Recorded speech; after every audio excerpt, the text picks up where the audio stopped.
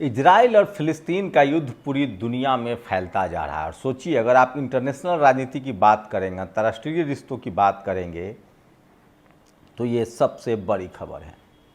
Netherlands में एक football match के दौरान जिस तरह से इजराइल के समर्थकों पर हमला हुआ, उसके बाद से युद्ध बड़ा हो गया है।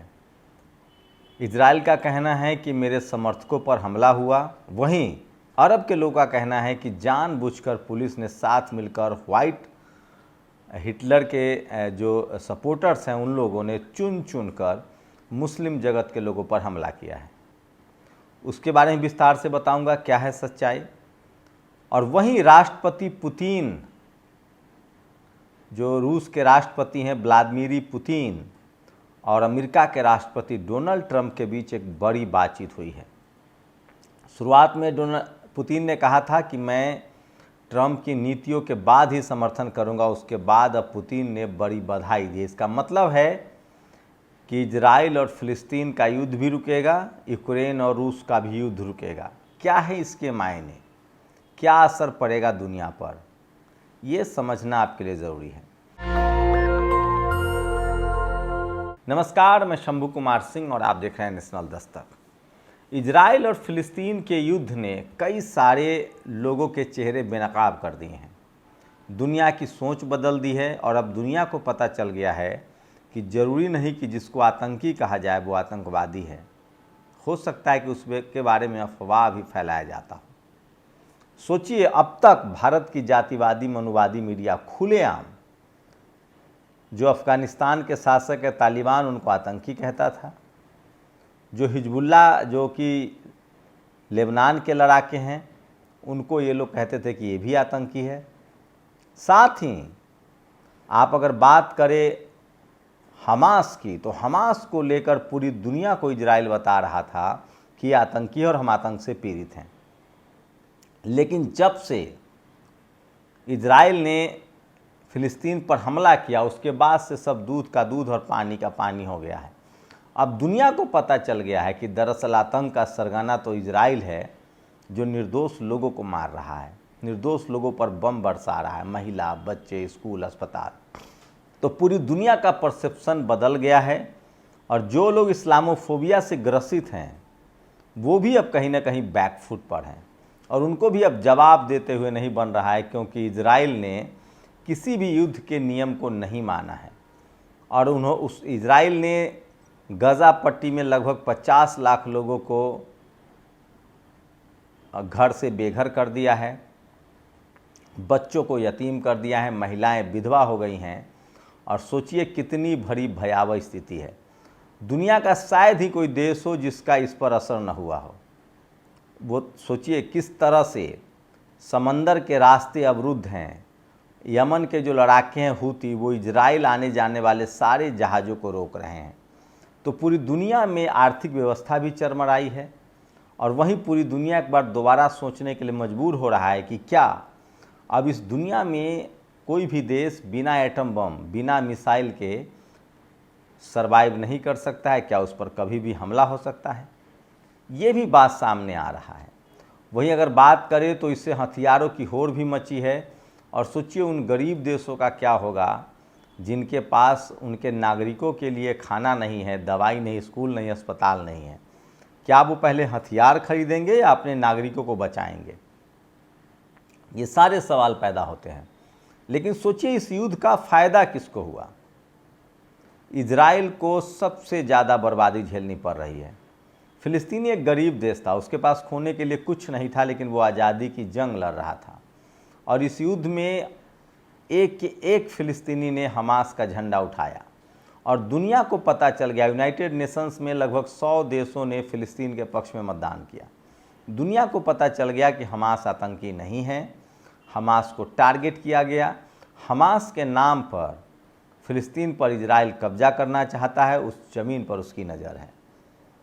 और 100 देशों ने लगभग हमास का समर्थन किया। और अब हमास एक बड़ा संगठन, एक बड़ा लड़ाका बन गया है, क्योंकि हर फिलिस्तीनी हमास को अपना हिस्सा मानता है।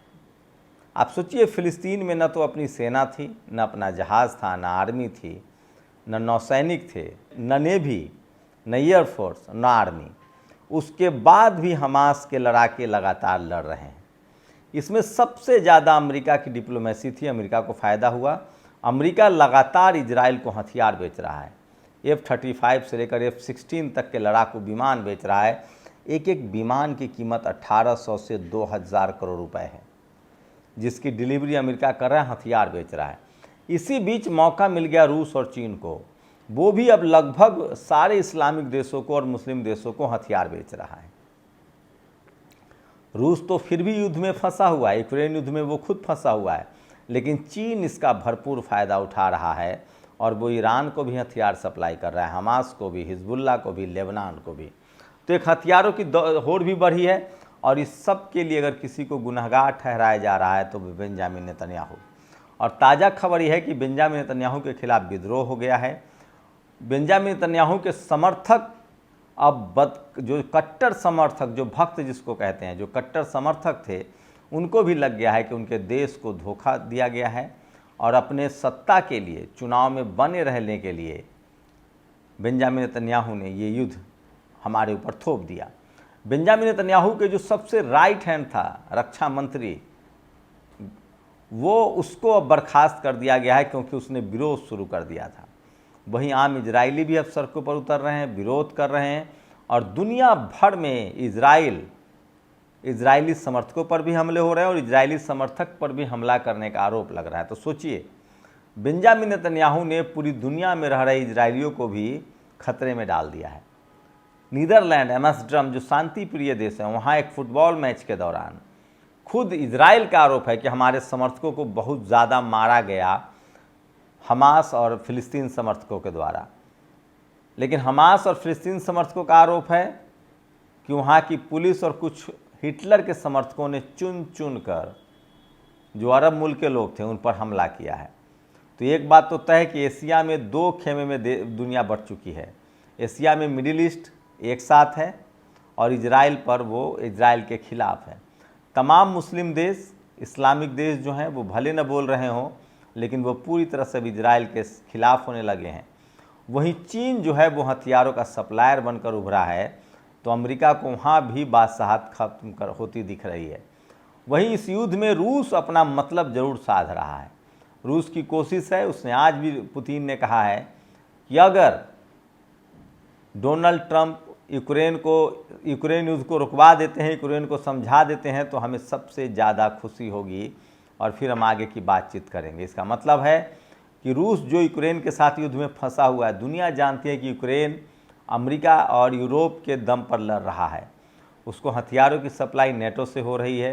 युद्ध ही शुरू हुआ था क्योंकि यूक्रेन नेटो का हिस्सा बनना चाहता था, जबकि रूस नहीं चाहता है उसका कोई भी पड़ोसी यूरोपियन यूनियन में शामिल हो या नेटो का हिस्सा बने। इसी बात को लेकर हमला हुआ। उसके बाद अमेरिका ने वहाँ भी अपना हथियार बेचना शुरू किया। तो रूस यूक्रेन का युद्ध हो या इजराइल फिलिस्तीन का युद्ध हो, अगर सबसे ज़्यादा फायदे में है तो वो अमेरिका है, उसके बाद चीन है। तो ये जो दुनिया में ग्लोबल ध्रुवीकरण हो रहा है इकोनॉमी का, उसको समझना पड़ेगा। लेकिन भक्त इतना दिमाग लाएंगे कहाँ से, इतना दिमाग लगाएंगे कहाँ से? उनको तो गोबर खाने की आदत डाल दी गई है। फिलिस्तीन और इजराइल के युद्ध में भारत को भी एक तरह से, अगर भारत की विदेश नीति अच्छी नहीं होती और जल्दबाजी में कोई फैसला होता तो बड़ा नुकसान होता। भारत के 1 करोड़ से ज़्यादा आबादी जो है वो मिडिल ईस्ट में काम करता है। भारत का मिडिल ईस्ट में ही सारा एक्सपोर्ट और सबसे ज़्यादा भारत, इंपोर्ट तो अलग देशों से भी होता है लेकिन एक्सपोर्ट, निर्यात सबसे ज़्यादा मिडिल ईस्ट में करता है। हमारे मसाले, खाने पीने की चीज़ें, हरी सब्जियां तक मिडिल ईस्ट में बिकती है और मिडिल ईस्ट से हमारा विदेशी मुद्रा भंडार मजबूत होता है। और भारत सरकार ने इसी को देखते हुए कोई मौका नहीं दिया चीन को कि वो मिडिल ईस्ट में अपना पैर पसारे, और इसीलिए भारत की नीति रही, न्यूट्रल नीति रही, ताकि शांति स्थापित हो और दोनों देश के बीच अच्छा संबंध रहे। लेकिन भारत की जातिवादी मनुवादी मीडिया ने भरपूर कोशिश की इजराइल के पक्ष में हवा बनाने की और भारत की विदेश नीति को पलटवाने की, लेकिन भारत की विदेश नीति वही रही जो शुरू से चल रही है। तो एक अच्छा संकेत है। लेकिन सोचिए, भारत के मुसलमानों को भी किस तरह से बदनाम किया गया। ईरान में कुछ हो उसके लिए भारत के मुसलमान बदनाम, अफ़गानिस्तान में हो तो भारतीय मुसलमान बदनाम, मतलब दुनिया के किसी हिस्से में कुछ हो तो भारत के मुसलमान बदनाम होते हैं। ये खतरनाक है और इस पर भी लगाम लगनी चाहिए, और इसमें भी उन्हीं की भूमिका है जो जातिवादी मनुवादी मीडिया है। तो एक बात तो तय है कि डोनाल्ड ट्रंप के आने से अब एक संभावना बन रही है कि ये युद्ध रुकेगा, और इजराइल अपने बर्बादी के दिन गिन रहा है। उसको कुछ नहीं मिला। इजराइल न तो ये जंग जीत पाया, न फिलिस्तीन पर कब्जा कर पाया, उल्टे इजराइल को अब कम से कम दुनिया भर के देशों के सामने बदनामी भी उठानी पड़ रही है, और जो नव निर्माण होगा उसमें इजराइल को भागीदारी निभानी पड़ेगी और जुर्माना भी लग सकता है। और बेंजामिन नेतन्याहू की सत्ता तो अब जानी बिल्कुल तय मानी जा रही है। तो युद्ध से किसी का भला नहीं, ये बात साफ हो चुका है कि अपने सत्ता बचाने के लिए बेंजामिन नेतन्याहू ने इजराइल को युद्ध में धकेल दिया था। फिलहाल 7 मोर्चे पर इजराइल को सामना करना पड़ा। अभी भी ईरान तैयारी कर रहा है और वो बड़े हमले की तैयारी में है। वहीं हिजबुल्लाह का हमला अब इजराइल के तमाम शहरों पर हो रहा है। ईरान युद्ध की तैयारी में लगा है। हिजबुल्लाह जो लेबनान के लड़ाके हैं उनका हमला चल रहा है, हमास लड़ रहा है, और उसके बाद हुती लड़ रहा है। इजराइल सिर्फ नुकसान में है, उसकी अर्थव्यवस्था चौपट हो गई है, और 1 करोड़ में से 50 लाख लोग विस्थापित हो गए हैं, और दुनिया में जहाँ कहीं इजराइल के लोग हैं वो अपने आप को असुरक्षित महसूस कर रहे हैं। तो एक युद्ध ने पूरा इकोसिस्टम को बदल दिया है। मैं इसलिए कह रहा हूँ कि बुद्ध का जो रास्ता है वो ज़्यादा बेहतर है युद्ध के रास्ते से। दुनिया को उम्मीद है कि डोनाल्ड ट्रंप के राष्ट्रपति बनने के बाद ये दोनों युद्ध, यूक्रेन युद्ध, रूस युद्ध और फिलिस्तीन और हमास का युद्ध रुक जाएगा। लेकिन सवाल है कि गज़ा और लेबनान, फिलिस्तीन की बर्बाद करने वाले को कोई सज़ा मिलेगी? शुक्रिया। नेशनल दस्तक की आपसे गुजारिश है कि अगर इसको बचाना चाहते हैं तो नेशनल दस्तक को सब्सक्राइब करने के लिए रेड कलर के सब्सक्राइब बटन को दबाएं, फिर बेल आइकन की घंटी दबाएं। नेशनल दस्तक को बचाने के लिए बहुत जरूरी है कि हर खबर को शेयर करें, लाइक करें, कमेंट जरूर करें।